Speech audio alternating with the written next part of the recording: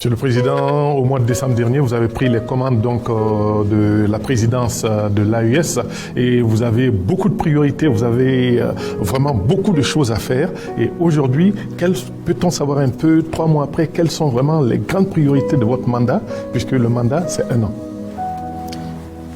Déjà, je pense que vous avez connaissance de la feuille de route, je suppose.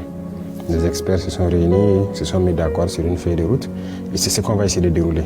Dans quelques jours, les chefs d'état-major doivent être là pour les premières grandes opérations. Il faut que la force ait ses vecteurs. Là, si elle décide d'intervenir quelque part, c'est avec tous ses moyens. Et donc, par exemple, ce volet, on est en train de rapidement renforcer les capacités parce que quand on dit les capacités, il faut une puissance autonome. Et ça, c'est très important. Donc, il faut ça et la mettre en opération pour de très grandes opérations au niveau de tout l'espace. Donc ça, c'est une tâche importante. Deuxième chose, il y a aussi la question d'intégration. Parce qu'il ne faut pas qu'on dise intégration et qu'on se comporte comme les autres organisations.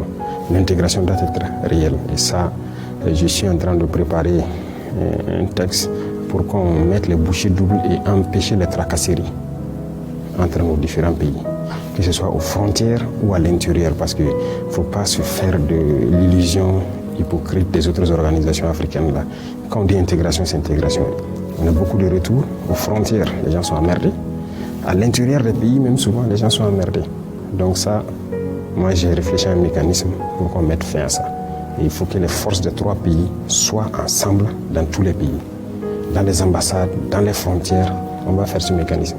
Et qu'on lutte efficacement contre la corruption. Si un agent se fait prendre dans la corruption, dans le passage ou bien dans les contrôles, il faut qu'on ait le courage de le mater avec la dernière énergie, le radier, parce qu'il ne mérite même pas de porter notre lot. Et l'autre volet, c'est l'économie, le développement. Je pense qu'il y a un bon nombre de chantiers qu'on est en train de mettre en œuvre.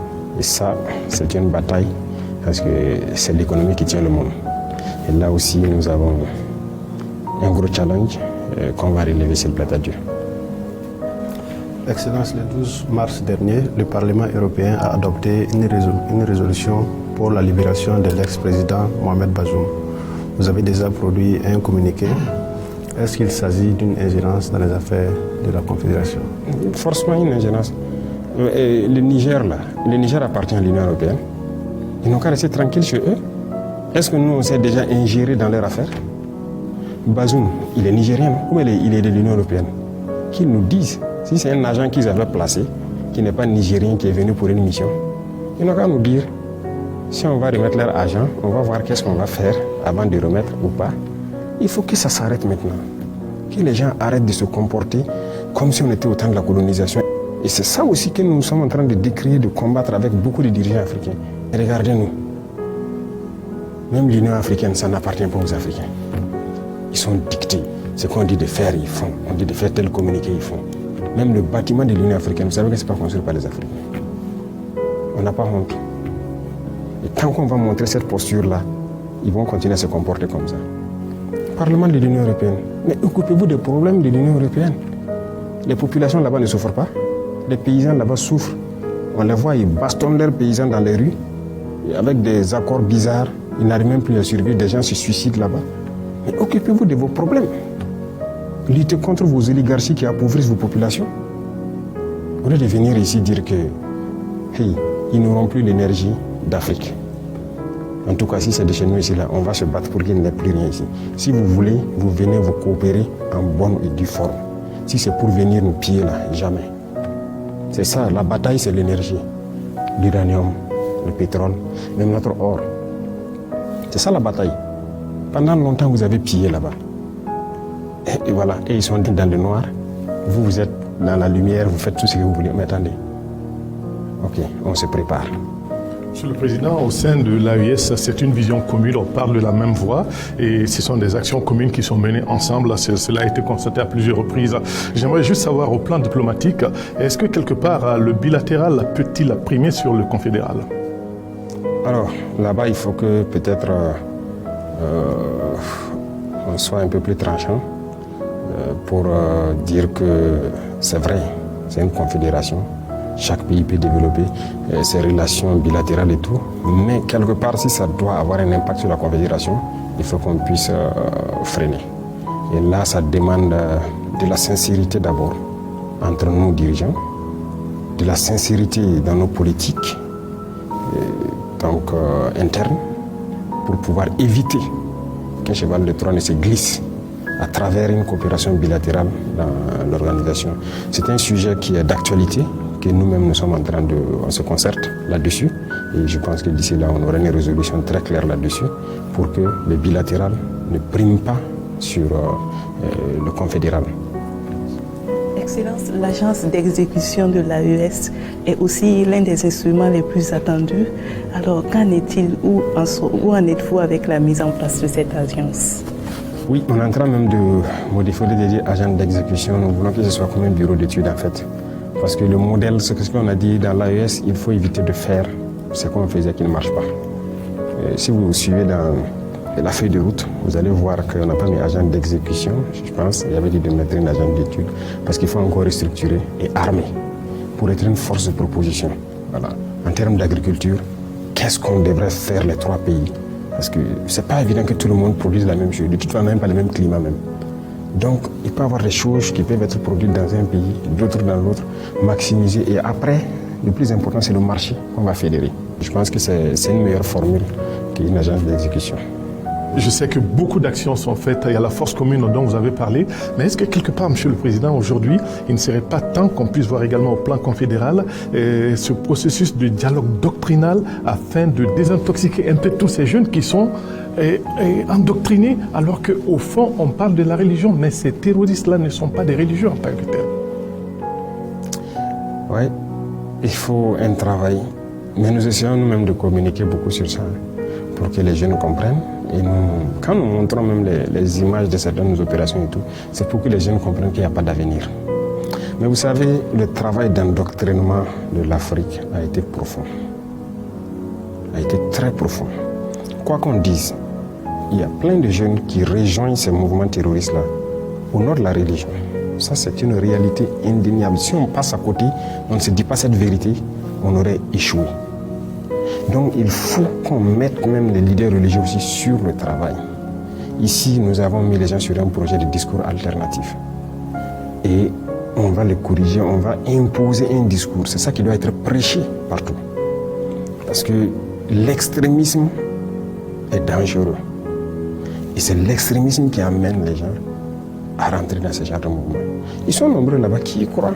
Je vous ai dit une fois, moi j'ai fait le terrain, aujourd'hui les jeunes soldats sont sur le terrain. La réalité c'est quoi? Vous ne pouvez pas détruire une base terroriste sans trouver des livres coraniques. Pourquoi? C'est stratifié là-bas. Ceux-là qui sont là, qui combattent sur le terrain, ils sont nombreux qui combattent parce qu'ils croient que c'est la religion. C'est ce qu'on les dit.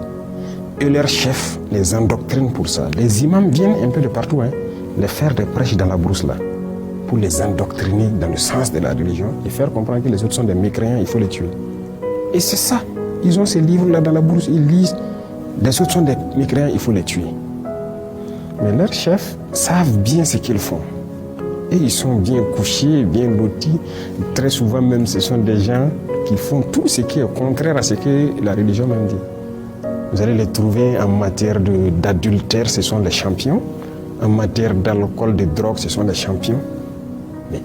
Et leur travail, c'est politique. Ils savent ce qu'ils font parce qu'ils sont tenus par les impérialistes pour détruire nos nations. Et ils sont bien lotis. Leurs enfants, leurs familles sont bien gardés quelque part. Mais ils vont endoctriner ces idiots que j'appelle là, sur le terrain, là, ceux qui tiennent les armes là. Et ils croient vraiment que c'est la religion. Voilà pourquoi nous devons développer des mécanismes pour que les gens puissent prêcher à tout bout de champ, pour faire comprendre que ça, ce n'est pas la religion. Et ça, c'est impératif. Et je suis d'accord avec vous. C'est en cours.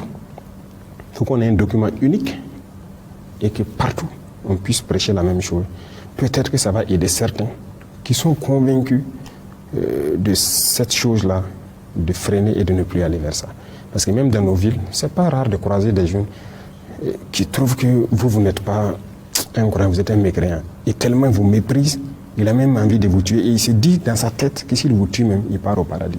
Des gens comme ça, ils sont prêts à prendre les armes, tuer soi-disant des mécréants. Mais il a été endoctriné.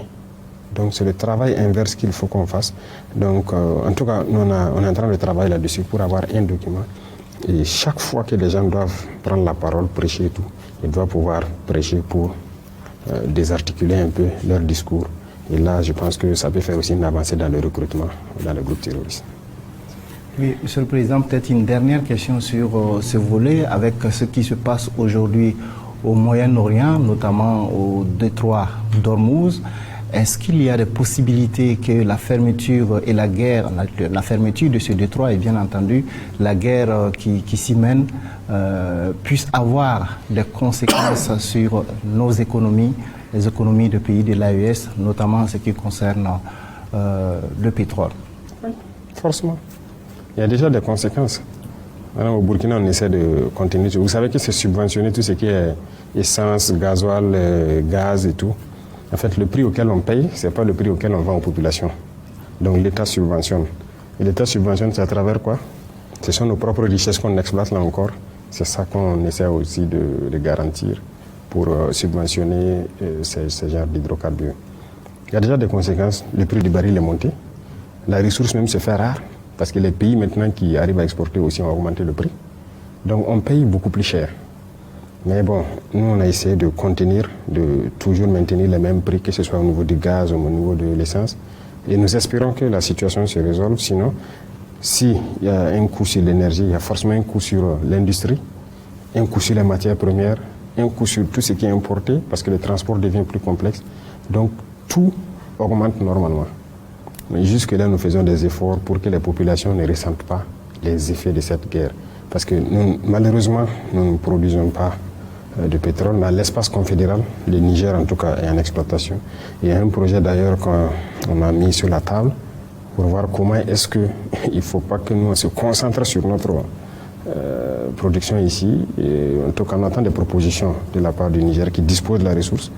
Comment est-ce qu'il faut qu'on développe peut-être des raffineries très grandes pour exploiter ce qui est dans notre sous-sol pour nos populations et tout. Là, ne plus dépendre de l'importation. Sinon, quand un pays produit du pétrole et encore réimporte des produits pétroliers, bon, c'est un peu bizarre. Mais en Afrique, c'est la mode. Tous les pays africains qui produisent du pétrole, la plupart importent du pétrole.